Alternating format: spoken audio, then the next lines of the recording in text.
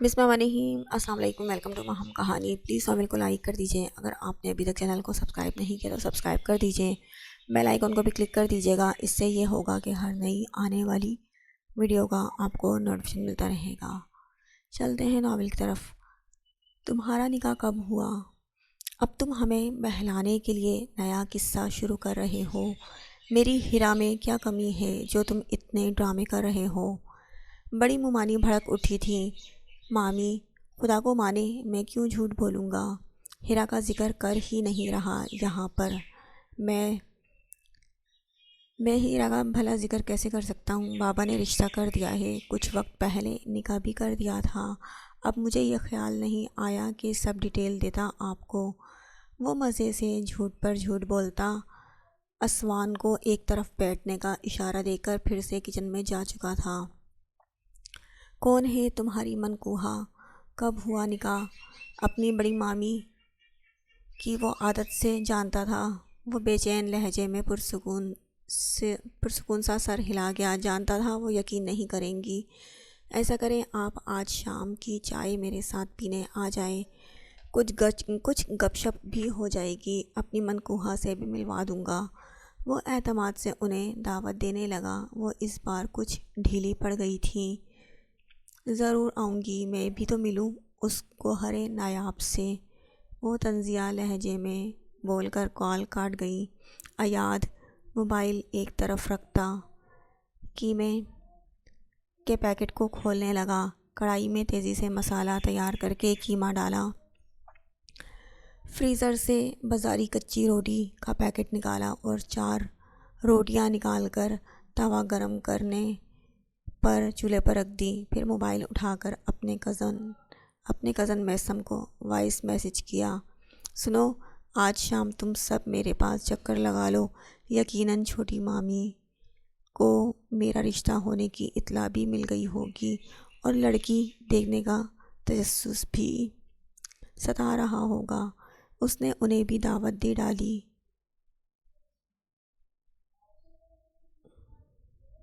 قیمہ بھونتے ہوئے میسم کا جوابی میسج سننے لگا۔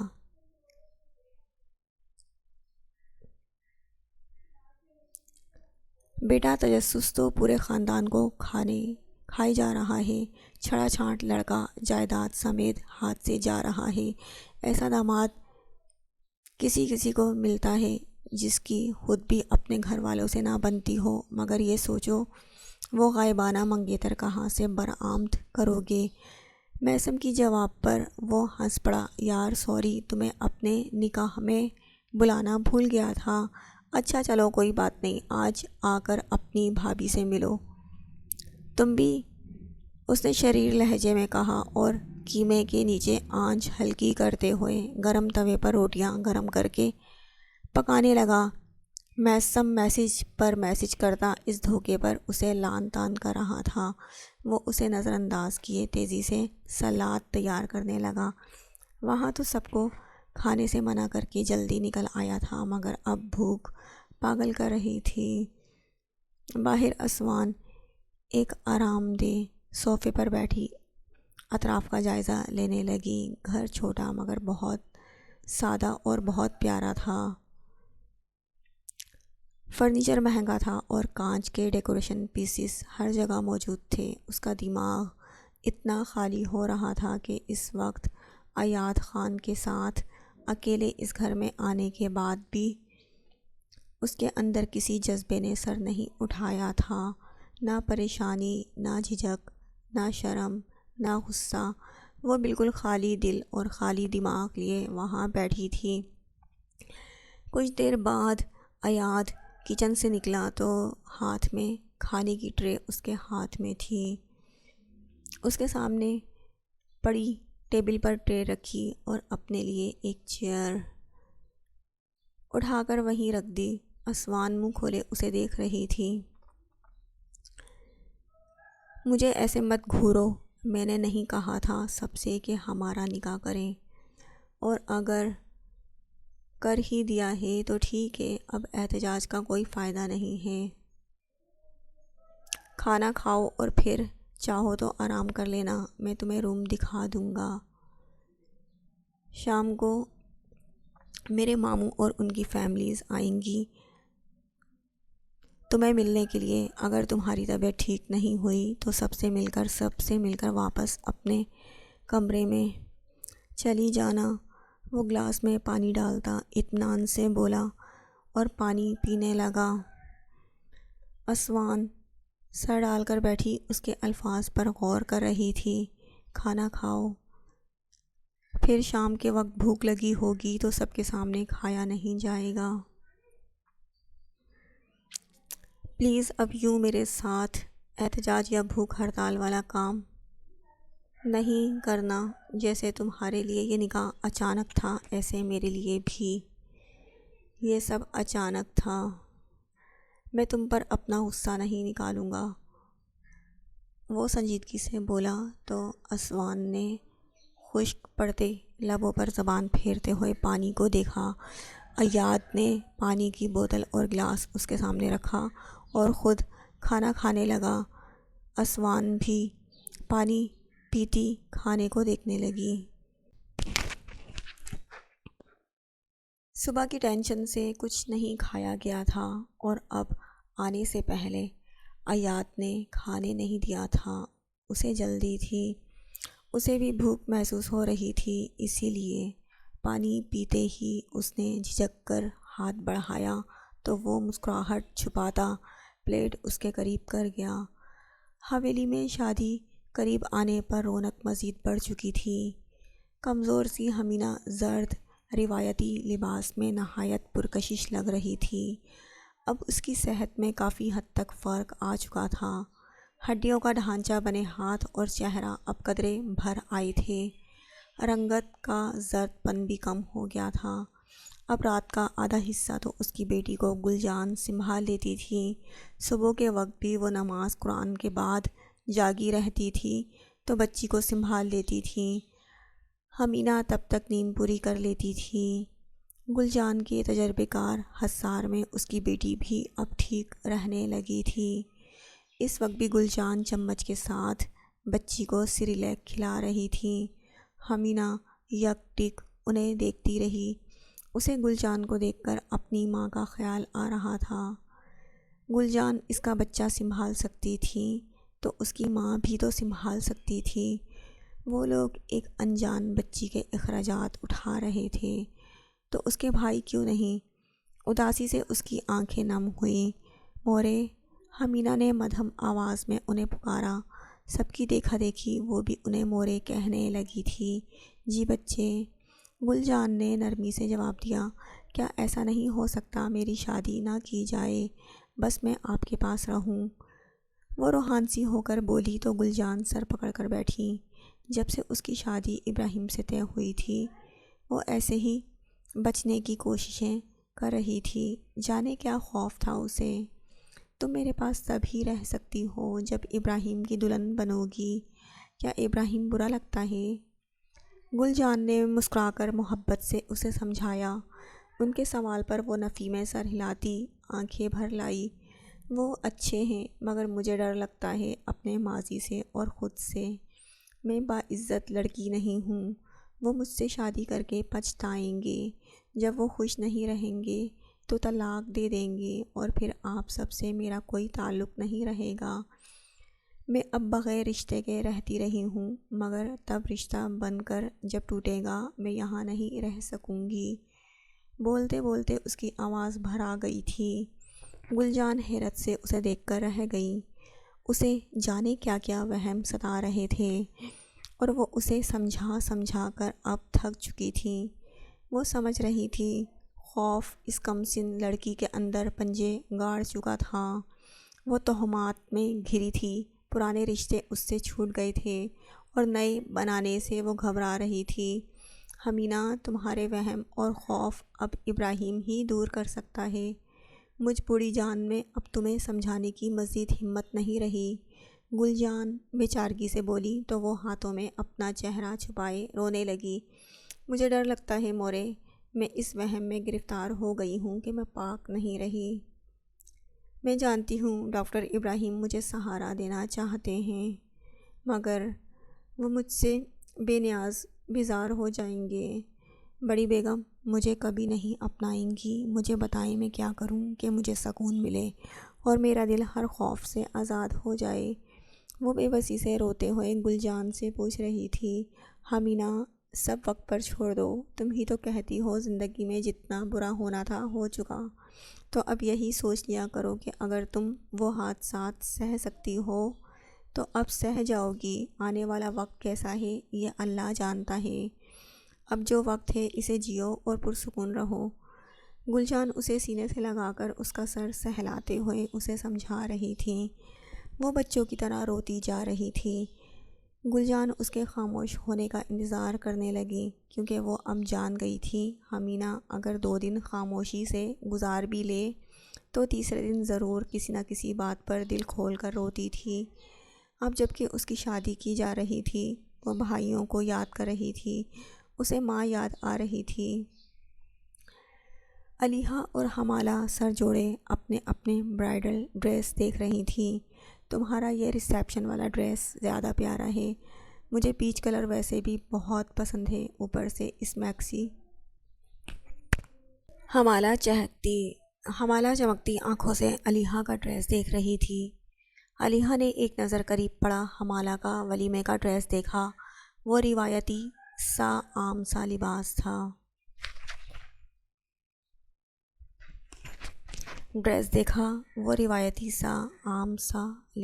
تھا۔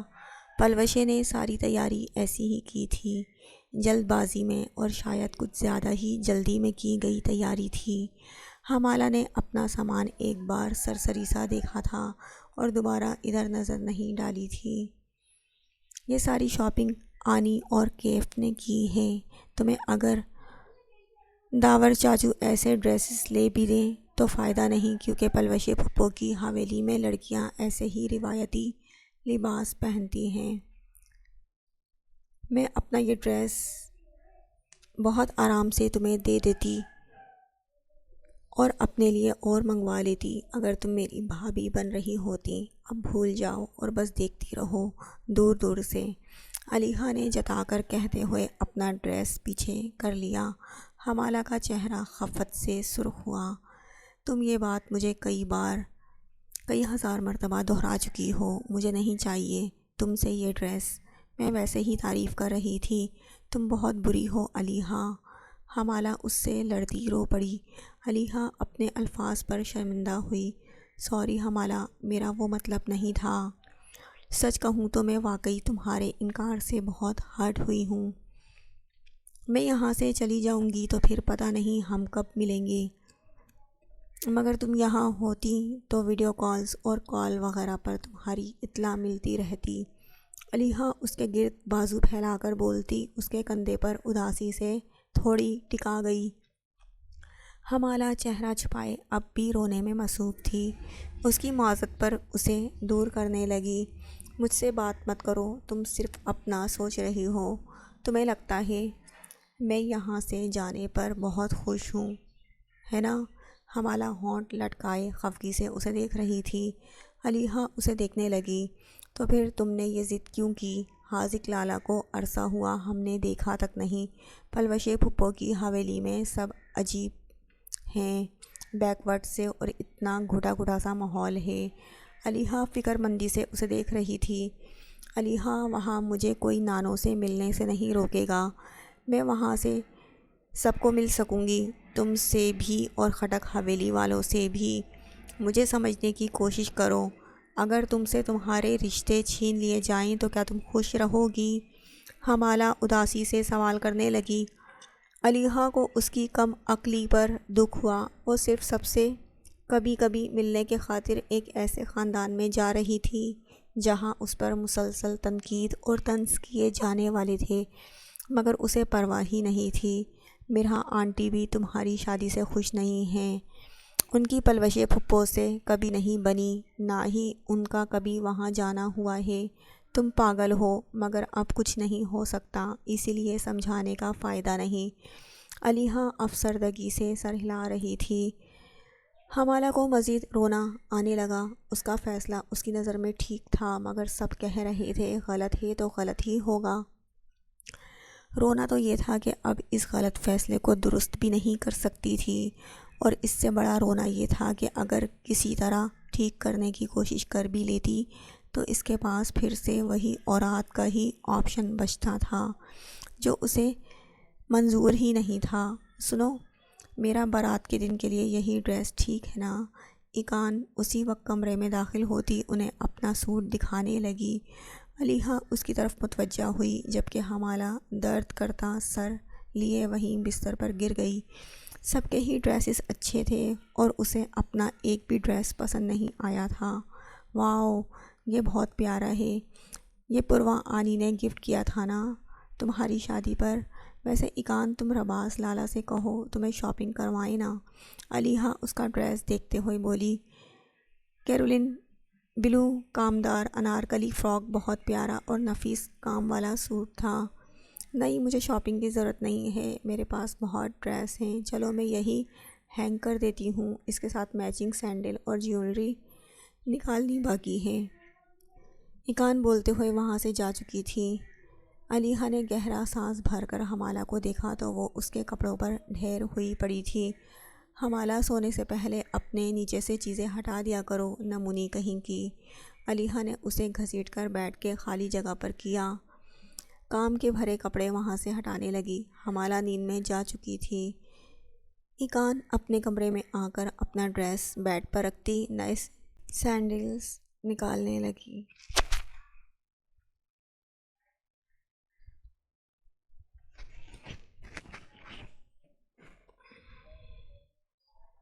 اس کے پاس ڈریس سے میچنگ کے سینڈلز نہیں تھے، وہ پریشان ہوئی۔ رباز شہر سے پہنچا تو کمرے میں آتا اپنا موبائل اور گاڑی کی چابی ٹیبل پر رکھ کر بیڈ پر بیٹھا۔ نظر گھما کر دیکھا تو بیڈ پر ایقان کا ڈریس پڑا ہوا تھا۔ اس نے ڈریسنگ روم میں جھانکا، وہاں ایقان وارڈروب پر جھکی سینڈلز نکال کر دیکھ رہی تھی۔ کچھ دیر بعد وہاں سے نکلی تو اس کے ہاتھ میں وائٹ اور بلیک سینڈل تھے۔ ڈریس کے پاس لا کر رکھتی وہ رباز کو دیکھ کر چونکی، پھر نظر انداز کر گئی۔ وہ اس کے انداز پر مسکرانے لگا۔ یہ سینڈل میچ نہیں کر رہے، کل شاپنگ کرنے چلیں گے، اوکے؟ رباز نے اسے منانے کی غرض سے کہا۔ نہیں، وائٹ سینڈلز ٹھیک ہیں، وہ سنجیدگی سے بولتی سامان سمیٹ کر ڈریسنگ روم میں چلی گئی۔ رباز نے گہرا سانس بھرا۔ ایقان تو ایک بار ناراض ہونے کے بعد اب ہاتھ ہی نہیں آ رہی تھی۔ مجھے بھی اپنے کچھ ڈریسز لینے ہیں، میری مدد کر دینا، کل چلیں گے، ٹھیک ہے؟ اس کے باہر آتے ہی وہ پھر سے بولتا اس کا ہاتھ نرمی سے تھام گیا۔ مجھے مردانہ لباس کی سمجھ نہیں ہے اور کل خانی مورے کے ساتھ مجھے ان کی بہن کے ہاں جانا ہے۔ وہ اپنا ہاتھ چھڑوا کر معذرت کرتی وہاں سے جانے لگی۔ ایقان، رباز نے سنجیدگی سے پکارا۔ وہ رک کر اسے دیکھنے لگی۔ بیٹھو یہاں۔ آخر اس بات کی ناراضگی کب تک چلے گی؟ نہ بات کر رہی ہو نہ ساتھ بیٹھ رہی ہو۔ رباز نے اسے سنجیدگی سے کہتے ہوئے پکڑ کر اپنے پاس بٹھایا۔ ایسا کچھ نہیں ہے، میں بس مصروف ہوں، وہ رخ پھیرتے ہوئے مدھم لہجے میں بولی۔ اس کے انداز سے صاف واضح محسوس ہو رہا تھا وہ رباز کو ایوائڈ کر رہی تھی۔ کیوں، کیا مصروفیت ہے؟ حویلی کی صفائی تم سے کروائی جا رہی ہے کیا؟ رباز نے ابرو چڑھا کر سوال کیا۔ ایقان کا دل بھر آیا۔ آپ جانتے ہیں میں کیوں ایسے ہو رہی ہوں؟ آپ کو جب غصہ آئے آپ سب میں مجھے شرمندہ کروا دیں اور پھر معافی مانگ کر سب ٹھیک کرنا چاہیں تو سوری، ایسا نہیں ہو سکتا۔ شادی سے فارغ ہوتے ہی سب مجھے لیکچر دیں گے اور مجھے ہر ایک کو وضاحت دینی پڑے گی۔ میں جانتی ہوں اب سب یہی سوچ رہے ہوں گے کہ پہلی شادی میں بھی میں نے ہی غلطی کی ہوگی اور اس لیے مار کھائی اور ذلیل ہوئی۔ سب کہیں گے میں ہی غلط تھی اور میں اس ظلم کی حقدار تھی۔ ایقان ہاتھوں میں چہرہ چھپائے پھوٹ پھوٹ کر رو دی۔ رباز حیرت سے اسے دیکھنے لگا۔ ایقان، پاگل لڑکی، میں صبح شہر جانے سے پہلے ہی وہاں سب کو کلیئر کر چکا ہوں، سب اور موہت کے بھی کان کھینچے ہیں، اسی لیے کسی نے تمہیں کچھ نہیں کہا۔ وہ اس کی بے وقوفانہ سوچ پر متاسف ہوا۔ ایقان اس کی بات پر سر اٹھائے اسے دیکھنے لگی۔ رباس بے ساختہ اسے سینے سے لگاتا نرمی سے اس کی بھیگی آنکھیں صاف کرنے لگا۔ ہر بات پر اپنا ماضی مت گھسیٹ لایا کرو ایقان، اگر تم غلطی کرو تب بھی اس جانوروں والے سلوک کی حقدار نہیں ہو، پھر کیوں سب کہیں گے تم غلط تھی۔ رباس اسے خود سے لگائے نرمی سے سمجھانے لگا۔ وہ اس کے کندھے میں چہرہ چھپائے سسکنے لگی۔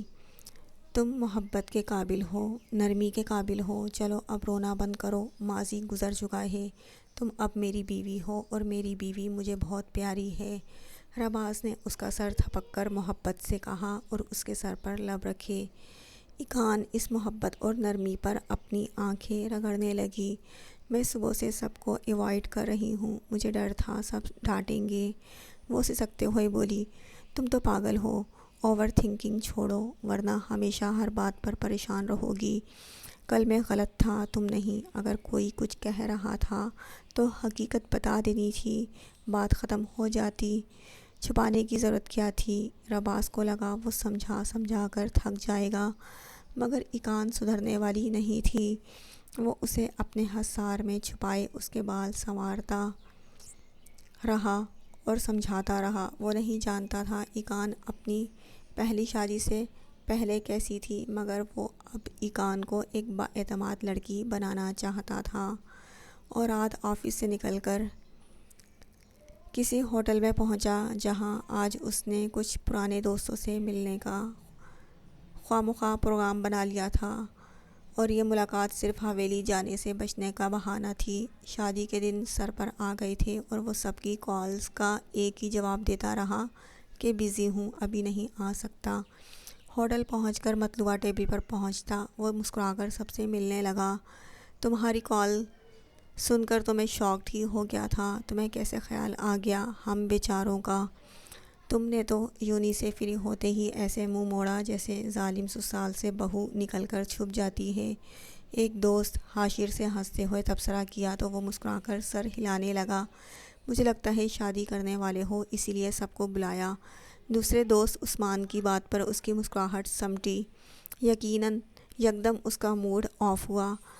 بس ملنا چاہتا تھا، بزی لائف سے تھک گیا ہوں، اسی لیے چاہتا ہوں کبھی کبھی فرینڈز کے ساتھ باتیں شیئر کروں۔ وہ سنجیدگی سے بولتا۔ مینو کارڈ چیک کرنے لگا۔ یار اچھا کیا، ہم تو ملتے رہتے ہیں، تم ہمیشہ سے کم گو تھے اسی لیے ہم نے بھی تنگ نہیں کیا کبھی۔ جاذب نامی دوست نے اس کا کندھا تھپکا۔ دوستوں کی بات پر وہ گہرا سانس بھر کر رہ گیا۔ شاید وہ زندگی کو زندگی کی طرح کبھی جیا ہی نہیں تھا، گھر والوں سے دور رہا تھا، دوستوں کی باتیں اسے پریشان کرتی تھیں اور کزن بھائیوں کی باتوں سے وہ احساس کمتری میں مبتلا ہوتا تھا۔